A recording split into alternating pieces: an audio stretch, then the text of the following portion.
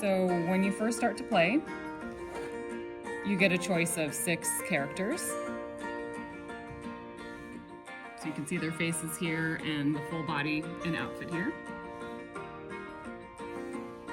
The reason this is important is for several reasons. So we know that in real life, the way that humans interact with cows can affect their stress levels. And if you interact with cows inappropriately, that increases stress. And this can reduce milk production, but also it creates a fear response, which is bad for the cow's welfare. And it can cause them to have a fight or flight reaction where they can behave unpredictably because they want to escape from what they perceive as a threat.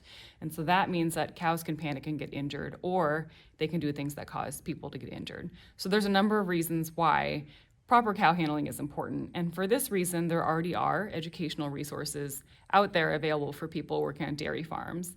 But Wisconsin dairy farmers asked me for additional training when I first arrived here 5 years ago. And so I thought about that for a while and thought, well, maybe one of the gaps that's out there is that existing resources tend to be what's called passive learning. So you're watching a video or reading an article, and it's a good way to learn information, but it's hard to reinforce or practice concepts that way. So that's where I got the idea of doing something a bit more engaging, a bit more active, so that you can practice skills in a virtual setting. This is a level of the game where you're in the cow's home pen, and this is a freestyle barn, so you can see there are cows lying down, there are cows eating, and the objective is to fetch the cows for milking. So my character here has entered the pen, and now he needs to go and get all of the cows out of the pen to go to the milking parlor.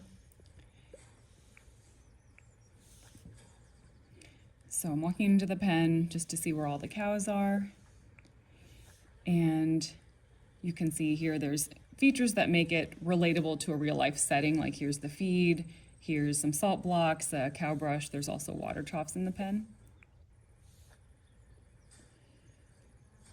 And I'm just gonna go over here and try to get this cow out of the feed bunk. And so what I just did is illustrating a real life concept called using the cow's point of balance. So you need to be aware of which direction she will move when you move.